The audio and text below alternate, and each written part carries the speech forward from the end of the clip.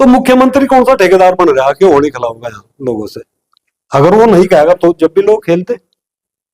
जब इस बयान का प्रभाव क्या पड़ेगा? इस बयान का प्रभाव, ये देश में सुलगाने वाला बयान है, आग लगाने वाला बयान है। 2 दिन पहले सीओ संबल अनुज चौधरी का एक बयान बड़ा सुर्खियां बटोरता नजर आया, जिसमें उन्होंने जुमा और होली को लेकर एक विवादित बयान दिया कि जुमे एक साल में 52 बार आते हैं और होली एक बार, इसलिए जुमा घरों में पढ़ें और होली मनाने दें। इस तरह की उन्होंने बात की।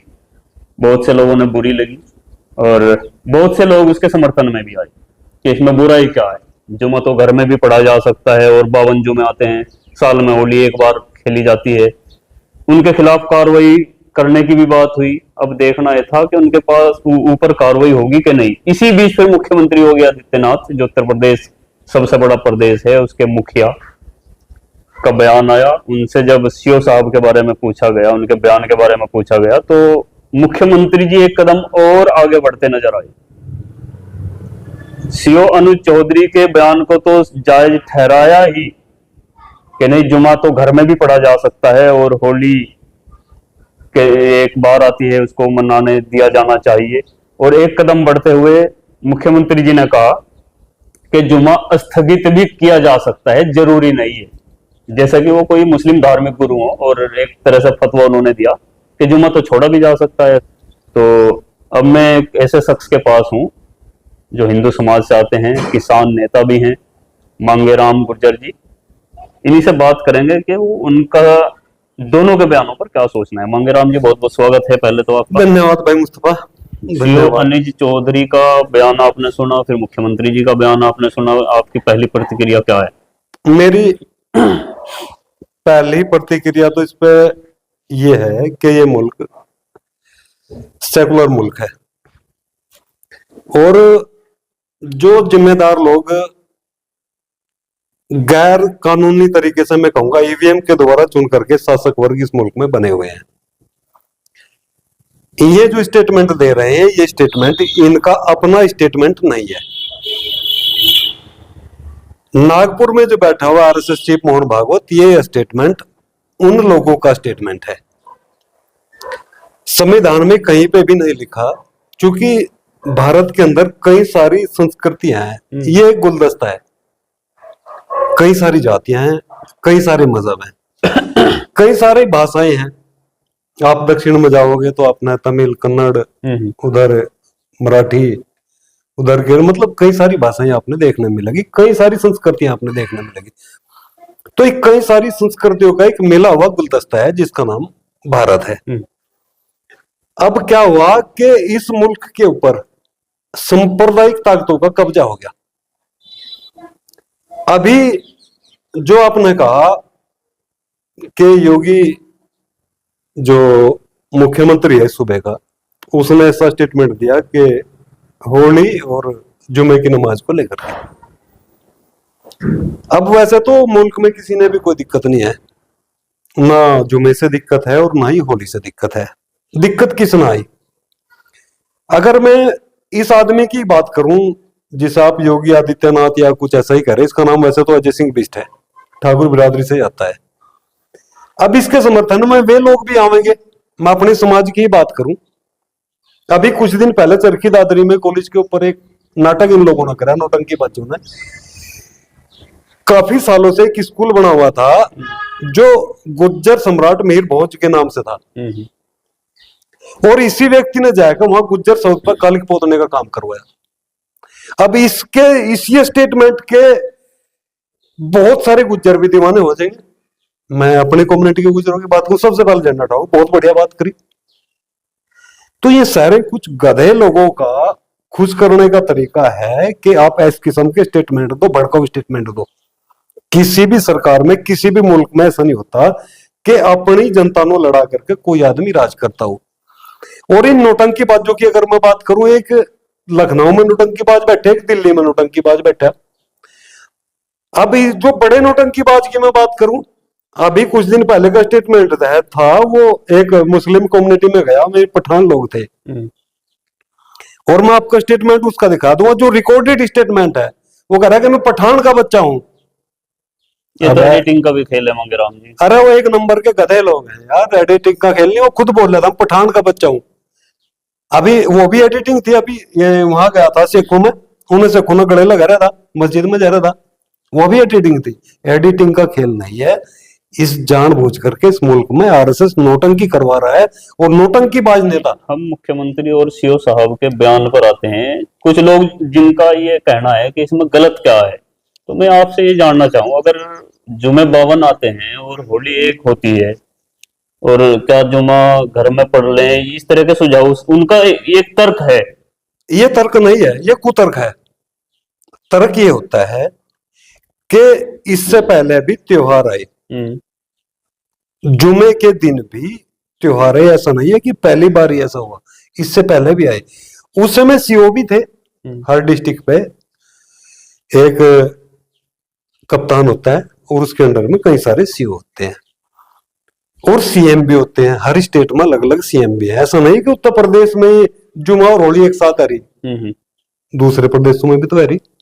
बिहार में तो कोई ऐसा स्टेटमेंट नहीं। मुख्यमंत्री जी ने जैसा कि कहा कि 2 बजे तक होली खेलने दें और 2 बजे के बाद जुमा पढ़ ले, इसमें हर्ज क्या है? तो मुख्यमंत्री कौन सा ठेकेदार बन रहा है कि होली खिलाऊंगा यहाँ लोगों से?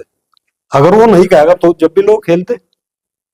जब इस बयान का प्रभाव क्या पड़ेगा? इस बयान का प्रभाव, ये देश में सुलगाने वाला बयान है, आग लगाने वाला बयान है, इसका और दूसरा मकसद नहीं है। इससे क्या होगा, इससे वे लोग भी, जो मैं कह रहा हूं, जिन महापुरुषों का अपमान ये लोग कर रहे हैं, वे भी इसमें प्रभावित होंगे। अगर शेड्यूल कास्ट की मैं बात करूं, बाबा साहब के विषय में इन लोगों ने बदनामी उठाई, गुजरों के महापुरुष थे, उन लोगों पे ना उंगली उठाई। अब वे लोग भी अगर इन्हीं स्टेटमेंट में लेकर चलेंगे, मैं अपने लोगों की बात कर रहा, दूसरों की मुझे ठेकेदारी नहीं है। ओबीसी समाज जिस दिशा में जा रहा, इनके बयानों पे ही ओबीसी समाज डाइवर्ट हो रहा, इस देश का दुर्भाग्य है। अच्छा, क्या हिंदू और मुसलमान अलग अलग त्योहार, जैसे मान लिया हिंदुओं का होली है, हिंदू होली खेलेंगे, मुसलमान रमजान का महीना है और जुमे के दिन जुमा पढ़ेंगे, तो क्या अलग अलग धर्मों के लोग एक ही दिन में अपने अपने त्योहार मना नहीं सकते?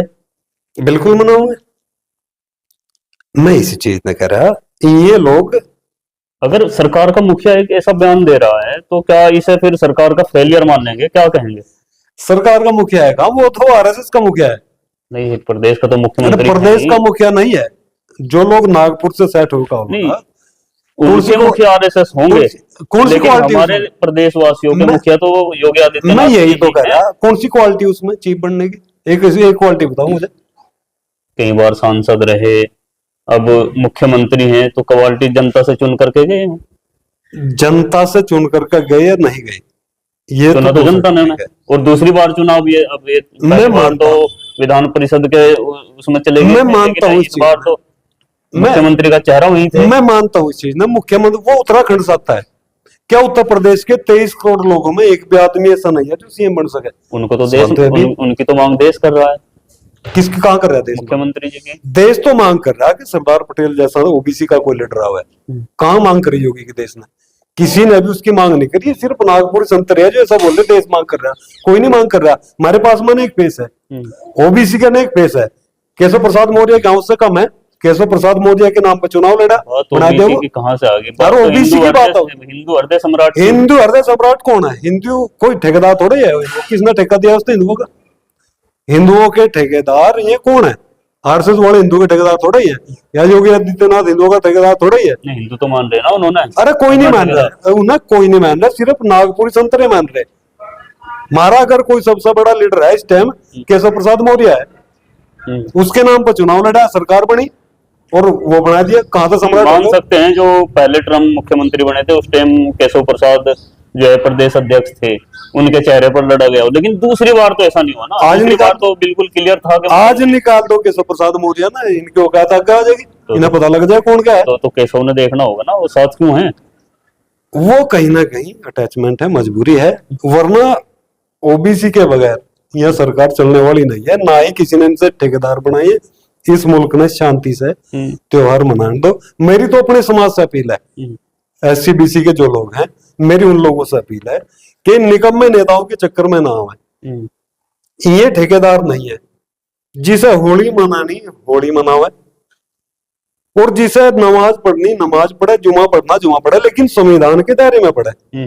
जो भी आदमी संविधान में क्रॉस करेगा, मेरे हिसाब से वो गलत है, ऐसा नहीं होना चाहिए। एक लास्ट सवाल, जैसे कि सीओ अनुज चौधरी जो संभल के सीओ हैं, और संभल में कुछ महीने पहले जो दंगा हुआ था या पुलिस प्रशासन और जनता के बीच जो टकराव हुआ था जिसमें 5 लोगों की जान भी चली गई, उस समय ये सीओ साहब सुर्खियों में आए थे। इनका बयान था कि हम मरने के लिए भर्ती नहीं हुए, और तब से ये संदेह के घेरे में थे, एक पक्ष के निशाने पर थे कि भाई ये इनकी भाषा नहीं होनी चाहिए। उसके बाद उन्होंने एक धार्मिक यात्रा की अगुवाई की बतौर सीओ होते हुए, और उसके बाद ये बयान, तो क्या सीओ साहब की मंशा पर उंगली नहीं उठेगी कि जिस समय गोली चलाई गई, गोली के आदेश दिए गए और 5 लोगों की जान चली गई, क्या इनकी मानसिकता वही वाली थी, एक साइड वाली? फिर उंगली कौन उठाएगा? आज तक आरएसएस ने कोई ऐसा काम करा हो इस मुल्क में जो उंगली उठाने लायक ना हो? उंगली तो इन पे उस पे भी उठ रही जो वहां से जवान शहीद हुए थे पुलवामा में। उंगली तो वहां भी उठ रही। उंगली तो लगातार इन चीजों पे भी उठ रही जो देश में लगातार नीलाम कर रहे हैं। उंगली तो यहाँ भी उठ रही कि भाई गन्ने का रेट नहीं बढ़ाया जा रहा। उंगली तो यहाँ भी उठ रही कि बिजली बेच कर खा ली। फिर मैं आपसे सवाल करूंगा, तो फिर ये दिन प्रतिदिन फिर बढ़ोतरी क्यों हो रही? हाँ भाई ना, सवाल पे दिन प्रतिदिन बढ़ोतरी क्यों हो रही, इस सवाल पर भाई आप जब इनके हर मंशा पर आप उंगली उठा रहे हैं या लोग बिल्कुल उठा रहे, बिल्कुल अब आप सवाल पर प्रदेश जी एक के बाद एक, और देश में 11 साल हो गए। जी बिल्कुल इन सब की जड़ एससीबीसी के निकम्मे नेता हैं। जिस तरीके से ओबीसी के अधिकारों का हनन करा जा रहा, जो सबसे बड़ी कम्युनिटी है, चाहे उनका रिप्रेजेंटेशन पॉलिटिक्स में हो, चाहे रिप्रेजेंटेशन उनका ब्यूरोक्रेसी में हो, जिस तरीके से इन्हें दफन करा जा रहा लगातार और योजनाबद्ध तरीके से खत्म करा जा रहा।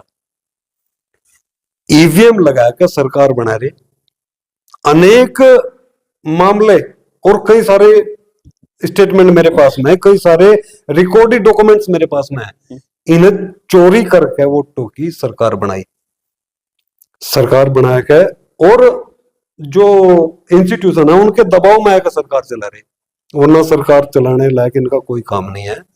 देश में लगातार बैठ रहे, हिंदू मुस्लिम के सिवाय कोई दूसरा कोई एजेंडा इनके पास में नहीं है।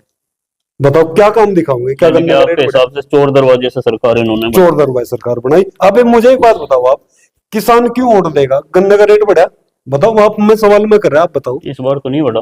बिजली का रेट बढ़ रहा है या घट रहा है? बिजली का तो माफी कर दिया। कहाँ कर दिया? दिखाऊं आपसे 2023 के बाद? आपसे बिल दिखाऊं? 31 मार्च 2023 मैं बिल दिखाऊं आपसे, उसके बाद दिखाऊंगा। डोमेस्टिक बिजली का क्या हाल है, जो घरों में बिजली यूज हो रही उसका क्या हाल है? जहां जहां बिजली अलग होगी, गांव की अलग और खेत के अलग, उन किसानों का क्या हाल है? आप जाकर सर्वे करिए, मैं बताऊंगा आपसे। 4-4 घंटे बिजली आ रही, 5-5 घंटे। अभी गेहूं भरने का उनके पास पानी नहीं मिला बेचारों ने। दूसरी वजह यह है कि जितनी लागत लग है फसल तैयार हो रही, क्या फसलों का रेट उस किसान ने मिल रहा? क्या मजदूरों में वाजिब मूल्य मिल रहा? जिस तरीके से लोगों ने इस मुद्दों पर डाइवर्ट कर रहे हैं, अभी एक मुद्दा आपने सुना होगा उसका, औरंगजेब वाला मामला। क्या इस किस्म के मुद्दे मुल्क में चलाने जाए? चाइना की जीडीपी, अगर मैं आपकी जानकारी के लिए बताऊं, 20 ट्रिलियन के आसपास है। अगर वहां इस किस्म का मुद्दा सरकार चलाओगी तो वहां लोग जूतों से मारेंगे। उन्हें चाहिए तरक्की, उन्हें चाहिए शिक्षा, स्वास्थ्य, रोजगार, उन्हें चाहिए रोटी, कपड़ा और मकान, अच्छी तरीके से जीवन। इस किस्म के मुद्दे चला करके देश का बेड़ा गर्क करने का काम जो करा जा रहा है। अभी मैं अगर बात करूं जीडीपी की इस मुल्क की, अपने इंडिया की, तो 140 करोड़ लोग हैं। हम अगर हम जूते चप्पल भी खरीदते तो भी 2 ट्रिलियन की इकोनॉमी चला देंगे। इसमें सरकार का कोई रोल नहीं है, सरकार पूर्ण रूप से फेलियर है। मैं कह रहा है, चाहे कांग्रेस का राज रहा हो, चाहे बीजेपी जो कांग्रेस की बहन है वो राज कर रही हो, इनका मकसद एससीबीसी का बेड़ा गर्क करके इस मुल्क ने इस किस्म के मुद्दों में जाकर राज करना, और कुछ नहीं है। और मेरी अपील है, दोबारा फिर अपील कर रहा, खासतौर से अपने लोगों से, एससीबीसी के जो लोग हैं हमारे, वो इस चीज न समझे कि ये लोग मुल्क में आग लगाने वाले लोग हैं। अपने बच्चों ना बचाओ। हमारे बच्चे मरने के लिए नहीं बने, हमारे बच्चे एजुकेशन के लिए बने, डॉक्टर इंजीनियर के लिए बने, मैं सब अपने बच्चों ना पढ़ाऊं, इंजीनियरिंग डॉक्टरी कराऊंगा, अच्छी तरीके से पढ़ाएगा, कहीं रोजगार के लिए तैयार करें। इन निकम्मे नेताओं के चक्कर में ना पड़े। ये हमारा विषय नहीं है, ये विषय नेताओं का है, उनके लिए छोड़ दो उन्हें। बहुत बहुत शुक्रिया। ये थे मांगेराम गुर्जर जी, जिन्होंने अपनी राय बेबाकी से रखी। और शिवानंद चौधरी हो या मुख्यमंत्री योगी आदित्यनाथ हो, ये राजनीति से प्रेरित बयान और आरएसएस के इशारे पर दिया गया बयान जी मानते हैं। आपका क्या सोचना है अपनी राय कमेंट बॉक्स में दें और चैनल को सब्सक्राइब करें। धन्यवाद।